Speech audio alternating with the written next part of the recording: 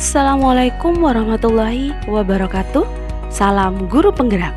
Saya Nani Kaharianti, calon guru penggerak Angkatan 7 Kabupaten Bangkalan. Saya dari UPTD SDN Kombangan 4 dengan fasilitator Bapak Rusli Magister Pendidikan dan Bapak Prayitno Magister Pendidikan selaku pengajar praktik. Berikut adalah aksi nyata 1.4.A.9 tentang budaya positif.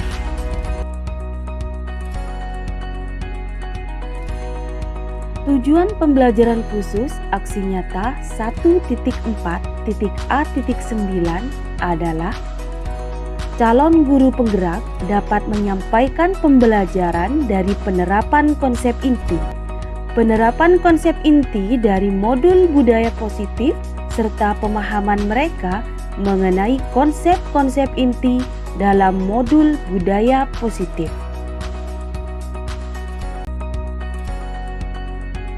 Berikut rancangan tindakan aksi nyata 1.4.A.9 yang akan saya lakukan.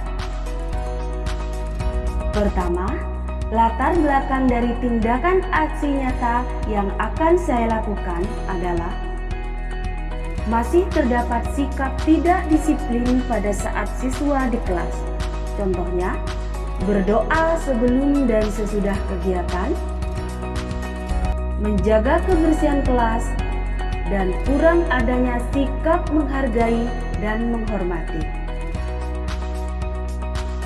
Tujuan dari kegiatan dalam aksi nyata yang akan saya lakukan adalah menumbuhkan nilai positif atau kebajikan pada peserta didik di lingkungan kelas ataupun sekolah. Sedangkan tolak ukur keberhasilan aksi nyata 1.4.A.9 yang akan saya lakukan adalah 1. Terbentuknya keyakinan kelas yang telah disepakati. 2. Terdapat perubahan positif pada siswa dalam pembelajaran. Yang ketiga, siswa menunjukkan sikap disiplin dan bertanggung jawab. Lini masa tindakan apa saja yang akan saya lakukan?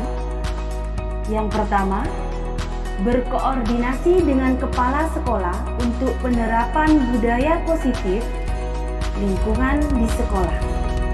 Yang kedua, meminta izin mengadakan diseminasi budaya positif di lingkungan sekolah bersama Dewan Guru. Yang ketiga, menentukan jadwal kegiatan diseminasi bersama rekan guru. Yang keempat, berkolaborasi dengan rekan guru untuk merancang pembuatan keyakinan kelas dan sekolah yang relevan. Yang kelima, melakukan refleksi dan evaluasi serta tindak lanjut setelah kegiatan diseminasi. Dukungan apa saja yang saya butuhkan? 1. Dukungan dan kerjasama baik dari kepala sekolah, rekan guru, dan murid. Kemudian, sarana dan prasarana apa saja dalam kegiatan tersebut, yaitu proyektor, alat tulis, karton, dan lain-lain. Berikut video selengkapnya kegiatan aksi nyata 1.4.A.9.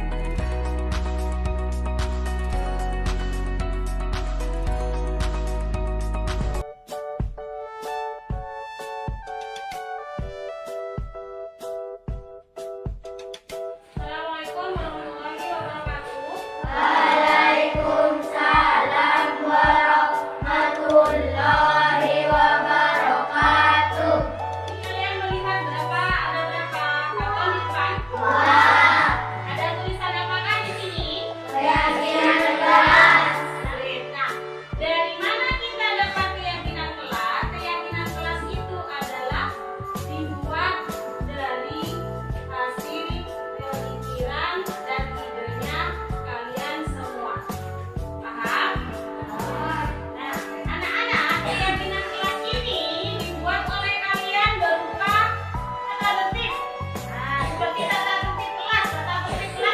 tahu tata tertib itu apa? Yang peraturan yang nanti kita bisa sebut dengan keyakinan kelas. Peraturan ini hasil kesepakatan kita bersama antara guru dan kalian. Jadi kalian masing-masing kan punya pemikiran mau diapakan sih kelas ini. Contoh, tidak membuang sampah di dalam kelas, itu peraturan kan? Nah, nanti kalau peraturan kalian tulis sudah sepakati menjadi keyakinan kelas, otomatis ini harus kalian ikuti. Tidak boleh dilanggar. Tidak boleh dilanggar karena ini adalah kesepakatan dan peraturan yang kita bikin bersama. Nah, sekarang setiap anak silakan bikin peraturan apa yang punya kertas. Kertas ini kalian isi dengan peraturan yang ingin kalian adakan di kelas ini. Ibu bagi kertas ini. Akan ditulis kesepakatan kelas yang ingin kalian adakan di kelas ini. Nanti kalian tempel di depan sini, di sini ya.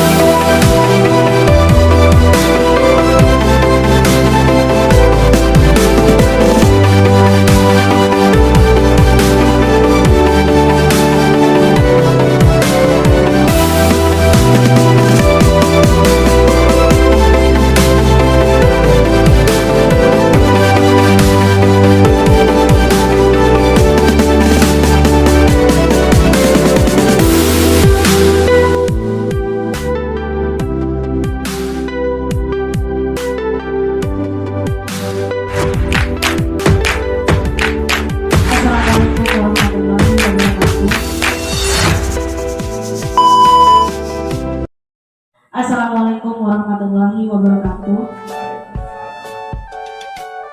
Para dewan guru yang saya hormati, di sini saya sekedar untuk menularkan dan memberikan materi, yaitu elaborasi pemahaman tentang apa yang saya pelajari di guru penggerak yang selama ini berjalan, yaitu tentang budaya positif. Dalam hal ini budaya positif yaitu budaya itu adalah hal-hal yang kebiasaan yang kita lakukan sehari-hari dalam suatu komunitas, dalam hal ini kita dalam lingkup pendidikan yaitu di sekolah. Pertama yaitu hal positif yang kita dapat lihat dalam kehidupan sehari-hari. Pertama, dalam keseharian kita mengajar, dalam keseharian kita memberikan pendidikan, yaitu apakah Bapak dan Ibu di sini setuju tentang adanya hukuman kepada anak yang intinya niatnya kita untuk mendisiplinkan murid dengan hukuman membaca. Hukuman itu tidak semerta-merta hukuman yang harus semuanya anak melanggar disiplin kita hukum dengan cara diberdirikan di depan, dengan cara mempermalukan, tidak seperti itu. Bahkan apakah memberi penghargaan itu adalah hal yang Bapak Ibu guru anggap sebagai hal yang baik untuk anak-anak?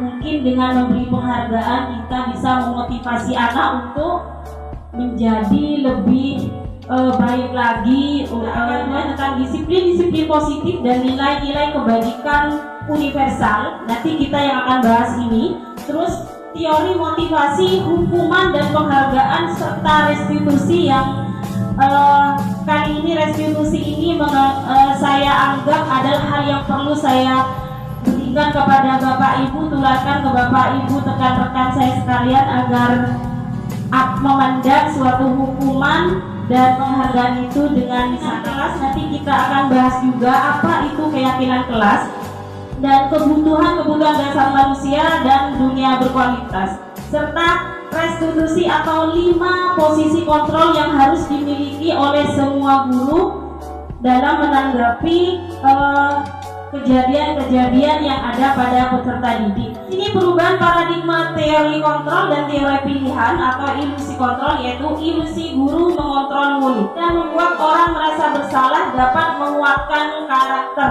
Jadi pikiran selama ini bahwa kritik dan membuat orang merasa bersalah itu dapat menguatkan karakter murid. Itu pemikiran yang selama ini guru-guru pikirkan.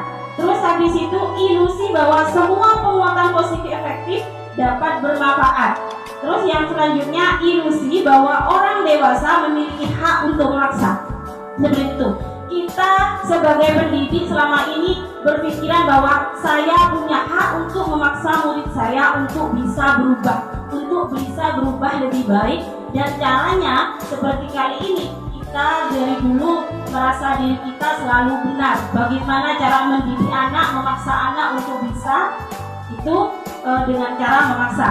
Siapa sesungguhnya yang memiliki kontrol? Nah, di sini teman-teman, stimulus kontrol. Kita mencoba mengubah stimulusnya. Kita mencoba mengubah orang agar berpandangan sama halnya pandangan orang lain tentang dunia. Terus yang kedua, perilaku buruk dilihat sebagai suatu kesalahan. Terus teori kontrolnya, semua orang memiliki perilaku memiliki tujuan. Jadi semua yang anak-anak lakukan itu mempunyai tujuan. Dan pikiran kita selama ini perilaku buruk itu dilihat sebagai semua perilaku buruk anak kita sebut sebagai kesalahan, seperti itu. Kontrolnya seperti apa? Hanya Anda yang bisa memiliki mengontrol diri Anda sendiri. Jadi jangan mau dikontrol sama orang lain. Jadi kita mempunyai milik sendiri untuk mengontrol diri kita sendiri. Lalu pemaksaan ada pada saat bujukan gagal. Terus teori kontrolnya, kolaborasi dan konsensus menciptakan pilihan-pilihan baru dengan cara berkolaborasi dengan teman. Jadi pentingnya kolaborasi, kerjasama dan saling bertukar pikiran dengan teman untuk menyelesaikan masalah. Prinsip kita tahu adalah motivasi ekstrinsik itu dari luar ya Bapak Ibu, dan motivasi intrinsik itu adalah dari dalam. Terus habis itu ada 5 posisi kontrol. 5 posisi kontrol penghukum. Kita sebagai penghukum, apakah kita sebagai pembuat rasa bersalah? Apakah 3 posisi kita sebagai teman kepada murid, ataukah sebagai pemantau, ataukah sebagai manajer? Di sini yang masuk ke motivasi ekstrinsik adalah sebagai penghukum, sebagai pembuat rasa bersalah, sebagai teman. Bahkan teman pun itu belum tentu positif ibu-ibu, bapak-bapak. Dan posisi kontrol yang terbaik yaitu sebagai manajer. Nah, restitusi sebagai penyelesaian masalah, yaitu satu, pertama kita harus menstabilkan identitas siswa dulu. Bagaimana caranya nanti kita bahas. Terus memfasilitasi kebutuhan anak. Terus habis itu yang selanjutnya adalah menanyakan keyakinan bahwa apakah anak-anak itu punya keyakinan untuk memperbaiki dirinya. Kata disiplina yang artinya belajar. Makna dari kata ini berkonotasi dengan disiplin dari murid-murid Socrates dan Plato. Disiplin diri membuat orang menggali potensi menuju sebuah tujuan apa yang dia hargai. Namun dalam budaya kita, makna kata disiplin telah berubah menjadi sesuatu yang dilakukan seseorang pada orang lain untuk mendapatkan kepatuhan. Jadi kita disiplin untuk memperoleh kepatuhan dari anak-anak. Kecenderungan umum adalah menghubungkan kata disiplin dengan ketidaknyamanan. Jadi disiplin itu tidak nyaman katanya anak-anak, tapi kita harus merubah bagaimana disiplin itu menjadi hal yang harus dilakukan secara dari dalam diri, secara kesadaran diri anak-anak sendiri untuk berdisiplin, bukan dengan apa yang memiliki tujuan. Menurut William Glasser dalam teori kontrolnya 1984, dengan mengaitkan nilai-nilai pendidikan diri seseorang, maka motivasi intrinsiknya akan terbangun sehingga menggerakkan motivasi dari dalam untuk dapat mencapai tujuan mulia yang diinginkan. Nilai-nilai kebajikan yang ingin dicapai oleh setiap anak Indonesia kita dengan sebagai profil pelajar Pancasila, yaitu satu, profil pelajar Pancasila, satu, beriman bertakwa kepada Tuhan Yang Maha Esa dan berakhlak mulia. 2, mandiri. 3, anak-anak bernalar kritis. 3, berkebinekaan global. Yang keempat, bergotong royong. Dan 5, kreatif. Ini motivasi perilaku manusia untuk menghindari ketidaknyamanan atau hukuman. Apa yang akan terjadi apabila saya tidak melakukan? Ini pertanyaannya. Untuk menghindari ketidaknyamanan, anak-anak itu takut dihukum karena apa ya yang akan terjadi apabila saya tidak melakukan disiplin di sekolah, tidak datang tepat waktu, seperti itu. Jadi motivasi eksternal dari luar, rasa takut. Yang kedua, untuk mendapatkan imbalan dari orang lain. Mungkin dengan berbuat disiplin, guru akan memberikan saya imbalan. Nah, itu juga eksternal, kata mengharapkan imbalan seperti itu. Terus untuk menghargai diri sendiri. Nah, di sini yang penting yaitu untuk anak-anak untuk disiplin itu harus datang dari dirinya sendiri, yaitu bagaimana anak-anak menghargai dirinya sendiri. Saya akan menjadi seperti apa jika saya melakukan disiplin ini, dan saya tidak akan seperti apa kalau saya tidak hanya terlepas dari perintah, akan tetapi juga cakap buat memerintah diri sendiri. Nah, di sini nanti dapat menurunkan kualitas. Nah, jadi tidak semua bisa dikasih penghargaan karena penghargaan itu dapat menurunkan kualitas. Penghargaan itu dapat mematikan kreativitas dan penghargaan dapat mengurangi motivasi dari dalam anak itu sendiri. Bentuk program kebajikan apresiasi: beri pengakuan secara khusus, memberi pengakuan secara pribadi, beri pengakuan kepada semua murid secara bergantian, beri pengakuan secara konsisten, secara berkelanjutan, dan fokus pada proses bukan nilai. Jadi proses anak belajar yang harus ditekankan di sini, bukan berpatokan pada angka, Bapak Ibu. Kata dan kalimat untuk membuat anak-anak itu berperilaku secara positif yang berasal dari dirinya sendiri, bukan mengharapkan secara imbalan, bukan mengharapkan penghargaan. Jadi harus kita pintar mengolah kata dan kalimat, bagaimana membangun diri anak sendiri seperti ini. Nah, di sini ada beberapa yang saya tanyakan kepada teman-teman semua.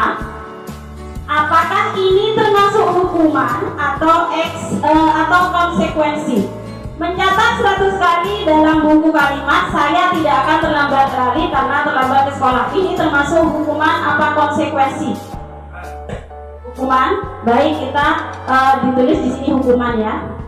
Kita ingat di sini hukuman. Lalu yang kedua, lari mengelilingi lapangan basket 2 kali karena terlambat hadir di sekolah. Termasuk hukuman apa?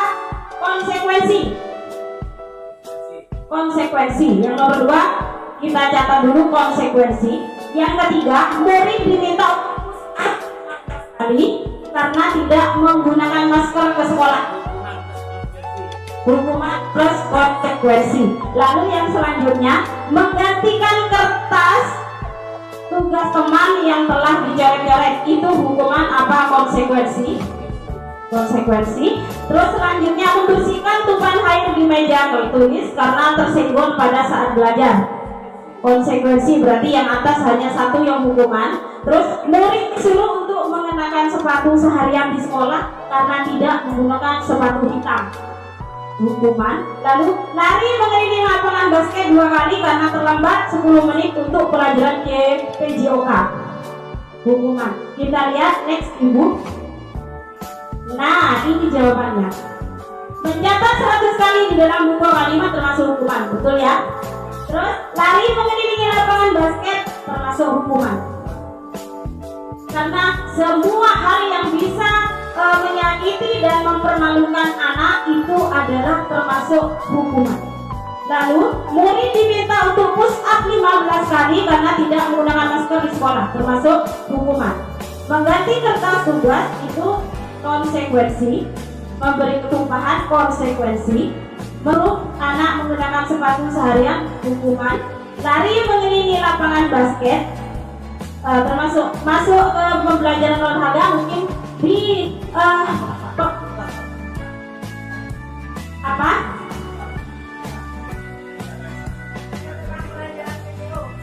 Di sini konsekuensinya Pak, karena di sini mungkin ada suatu konsekuensi, suatu kesepakatan antara guru PJOK dengan muridnya seperti itu. Nyaman dalam jangka waktu pendek itu konsekuensi. Terus di sini anak membenci disiplinan, anak menghargai disiplin. Di sini bedanya hukuman dan konsekuensi. Hukuman dan konsekuensi itu sama membuat anak-anak merasa takut, tapi di sini adalah yang dalam jangka waktu pendek. Next, apa itu restitusi? Restitusi adalah proses menciptakan kondisi bagi murid untuk memperbaiki kesalahan mereka. Jadi restitusi itu mereka menjadi kembali pada kelompok mereka dengan karakter yang berbibuaran, itu hukuman. Sesuatu yang harus terjadi itu konsekuensi. Restitusi adalah merupakan pilihan. Jadi anak-anak mempunyai pilihan apakah ini salah atau tidak. Jadi kita biarkan mereka memilih sendiri bagaimana menyelesaikan masalahnya.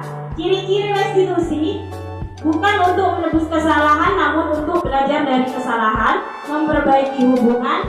Tawaran bukan paksaan. Restitusi merupakan menuntun untuk melihat ke dalam diri. Restitusi mencari kebutuhan dasar yang mendasari tindakan mereka. Restitusi diri adalah cara yang paling baik. Restitusi fokus pada karakter, bukan tindakan. Restitusi fokus pada solusi. Dan restitusi mengembalikan murid yang berbuat salah pada kelompoknya.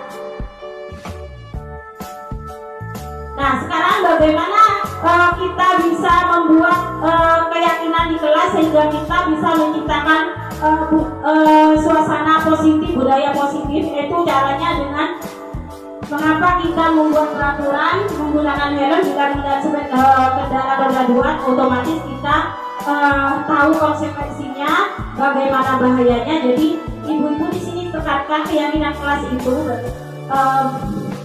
sama dengan kesepakatan kelas, tapi lebih pada bahasanya diperbaiki dengan keyakinan kelas, karena ini caranya kita menanyakan kesepakatan yang dibuat oleh anak-anak nanti juga harus dilakukan oleh anak-anak, seperti itu teman-teman.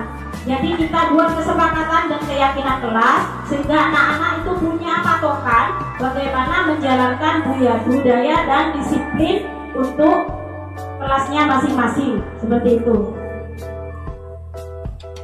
Nah, ini budaya positif yaitu lingkungan positif, membuat keyakinan kelas sehingga nanti menjadi peraturan di dalam kelas yang harus dilaksanakan oleh anak-anak. Seperti ini contohnya. Contohnya keyakinan kelas seperti ini. Datang tepat waktu. Itu bukan gurunya yang membuat, tapi anak-anak diminta untuk kesepakatannya itu dikumpulkan satu-satu. Kesepakatan apa? Nanti kita perbaiki menjadi bahasa yang lebih baik, tapi atas kesepakatan semua murid. Apakah murid itu jadi kalau anak-anak yang membuat kesepakatan, otomatis anak-anak mempunyai tanggung jawab untuk melakukan kesepakatan atau keyakinan yang telah disepakati. Kegiatan pendalaman keyakinan kelas.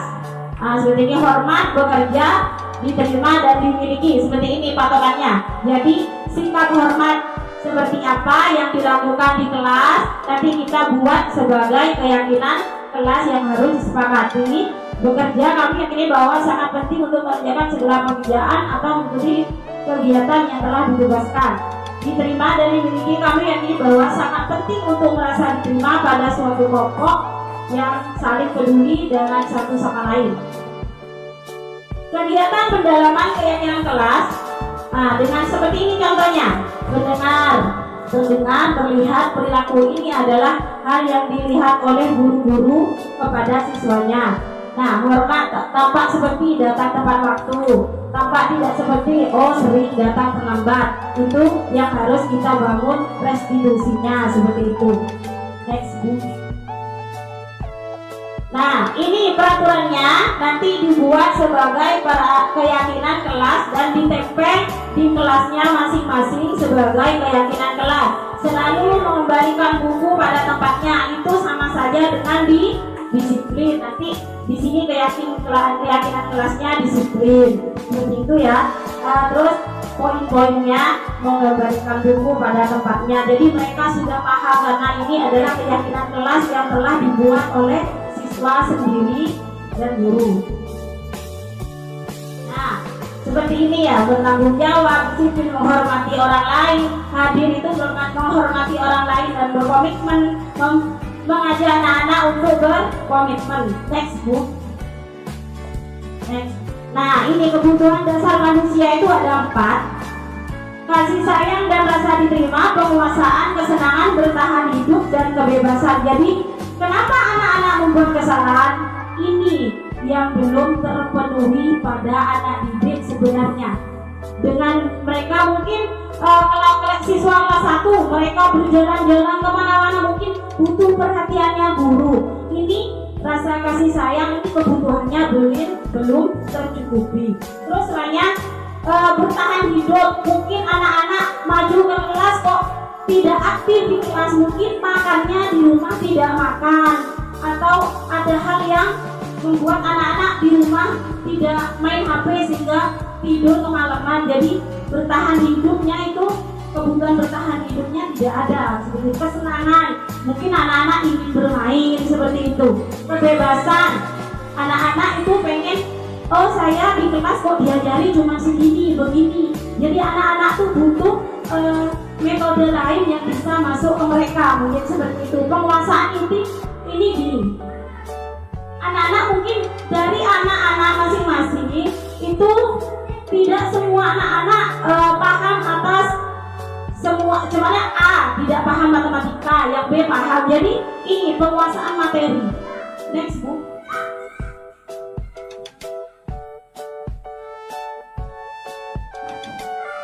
Posisi kontrol.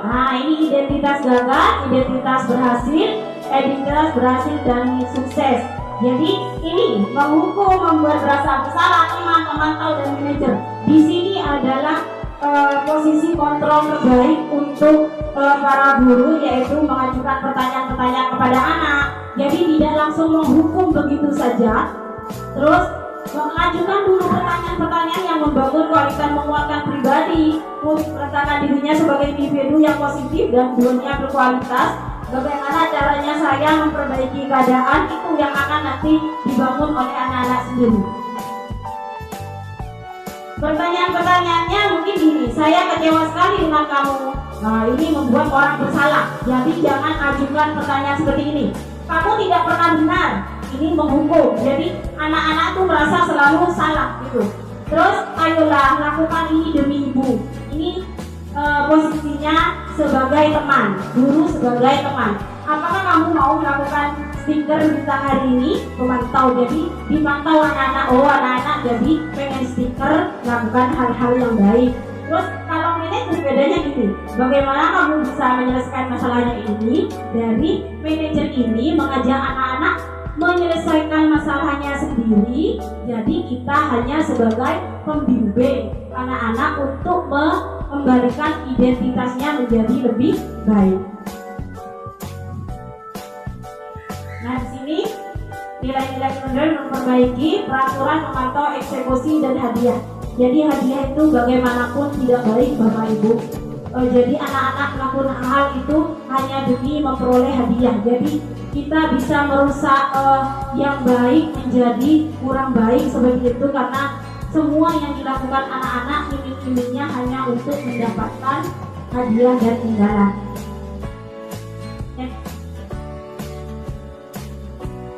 Next, segitiga restitusi seperti ini bentuknya. Validasi kebutuhan, menanyakan keyakinan, menstabilkan identitas. Nilai-nilai apa yang telah disepakati. Jadi berdasarkan nilai-nilai kelas yang keyakinan kelas yang kita lakukan, yang kita sepakati, lalu dijadikan acuan untuk anak-anak berpikir atas kesalahannya dan bisa memperbaiki kesalahannya, membangun identitasnya sehingga menjadi lebih baik lagi. Next.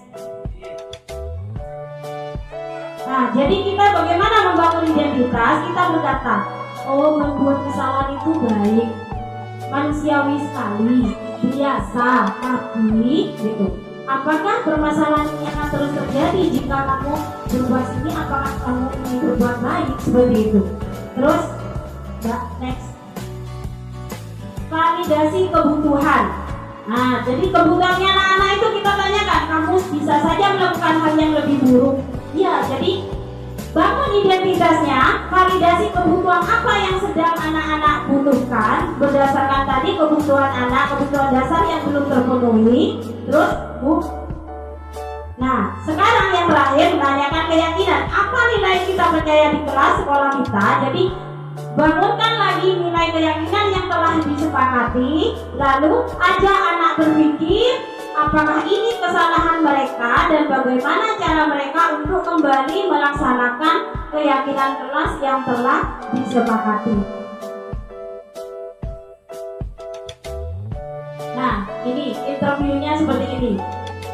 Ya, seperti ini interviewnya kepada anak-anak tentang apakah kamu ingin berbuat lebih baik, seperti itu. Kalimat-kalimat yang bisa disampaikan oleh seorang guru kepada anak yang sedang melakukan kesalahan atau tidak melakukan disiplin. Nah, ini refleksinya. Hal baru yang membuat refleksi saya adalah apakah yang saya dapatkan ini refleksi untuk kita semua. Apakah selama ini telah melakukan hal yang baik untuk menciptakan budaya yang positif kepada anak, telah ikut berpartisipasi dalam menularkan budaya positif untuk putra didik kita. Terima kasih. Sampai di sini mungkin hanya sebatas ini yang dapat saya berikan. Semoga hal-hal yang positif dapat kita lakukan kepada putra didik kita sehingga kita bisa menciptakan lembaga dan sekolah dan lingkungan pendidikan, lingkungan sekolah yang positif, yang baik, sehingga menciptakan anak-anak yang ingin mendisiplinkan diri yang berasal dari dirinya sendiri tanpa ada paksaan dan tidak melakukan hal yang bisa membuat anak menjadi lebih buruk lagi. Terima kasih. Assalamualaikum warahmatullahi wabarakatuh.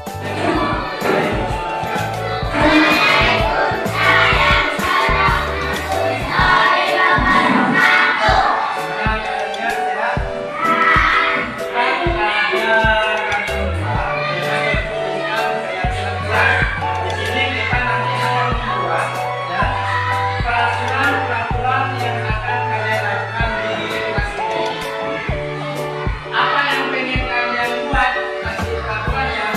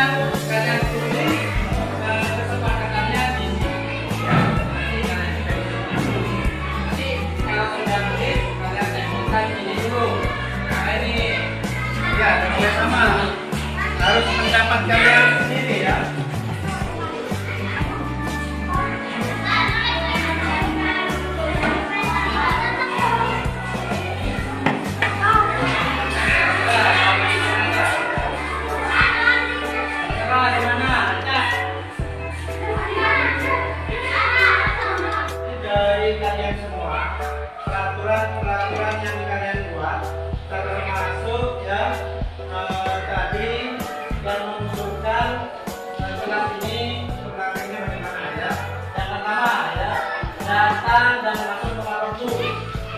Ini kesepakatan kalian dan guru sebagai orang tua. Yang kedua, menjaga ketertiban dalam kelas. Pak, sudah ada Pak di sana bermain batu-batu, dilarang main batu-batu. Masuk ke sini juga nanti. Menjaga ketertiban kelas. Ya. Dan kalau main batu-batu kami sehingga mengganggu ke kelas ini sama kelas sebelumnya. Jadi Bapak gaulkan ke sini termasuk bertengkar itu tidak boleh ya. Dan juga masuk ke ketertiban dalam kelas. Terus yang ketiga, menjaga kebersihan kelas. Yang keempat ya, mengerjakan tugas yang diberikan guru, meminta izin dan mengembalikan barang yang nyaman. Nih banyak yang terjadi kepada guru juga luar kelas. Itu yang paling penting. Ya, kalau di depan itu ada guru, kalian izin dulu. Kalau tidak ada guru, izin ke kelas. Ya, bilang kelas 3 ya, yang kalian dengan bapak buat dan dicatat di sini biar kalian ini dipakai untuk sampai kalian mau naik ke kelas. Teman-teman.